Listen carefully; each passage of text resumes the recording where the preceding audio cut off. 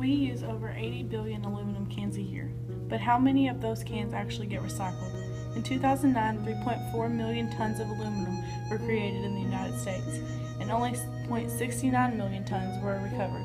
Americans recovered only 34% of the trash created that same year, which means that 161 million tons of recyclable trash was thrown away. We, as Americans, threw away 9 million tons of glass, $2.8 billion worth of paper, 2 million tons of plastic. Not only does it put our health at risk, it also puts other animals at risk. Animals could get cut by shards of glass or strangled to death by plastic can holders or plastic bags, and could be choked or poisoned by cigarette butts people have thrown out. In 2009, we created enough trash to circle the earth 24 times. This has got to stop. What is our legislative system trying to do to help our ecosystem? Are they trying as hard as they should be, or are they falling short?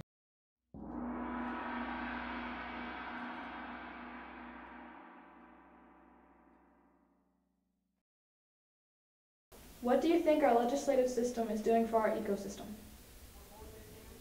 I feel like our federal government has implemented some laws, and there are some existing laws on the books, but in recent decades, I think our environment has changed so much.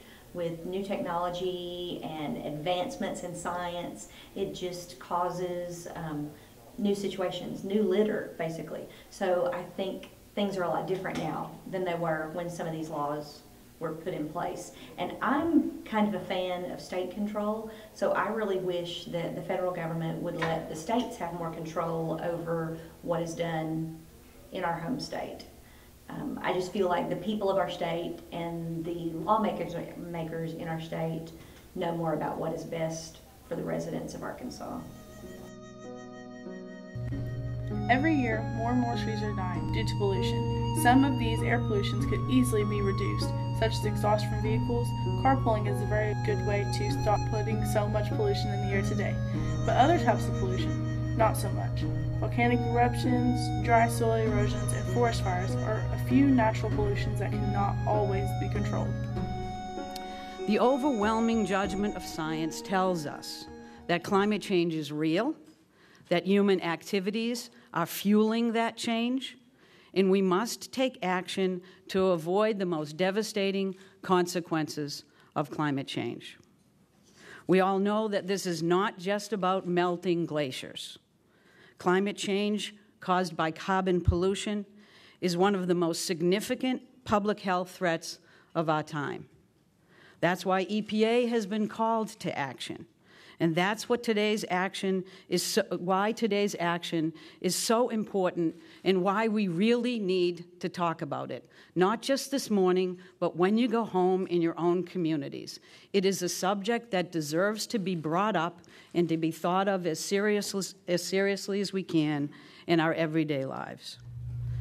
Our legislative system needs to help us with more things on ways to make our economy more eco-friendly. What do you think can be improved to make our economy become more eco-friendly?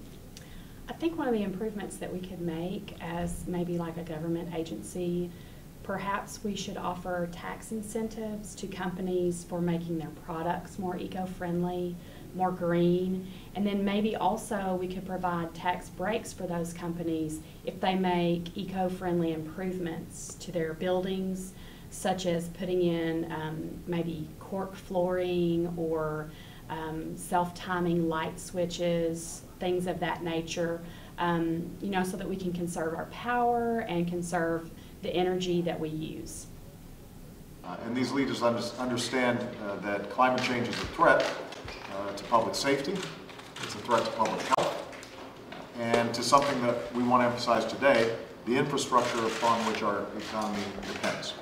More severe storms and increased flooding threaten roads and bridges and businesses. Rising sea levels threaten coastal communities and ports. So climate change poses a direct threat to the infrastructure of America that we need to stay competitive in this 21st century economy. That means that we should see this as an opportunity to do what we should be doing anyway, and that's modernizing our infrastructure, modernizing our roads, modernizing our bridges, power grids, our transit systems, and making sure that they're more resilient That's going to be good for commerce, and it's obviously going to be good for communities. We need your help, legislative system, to make our world a better place.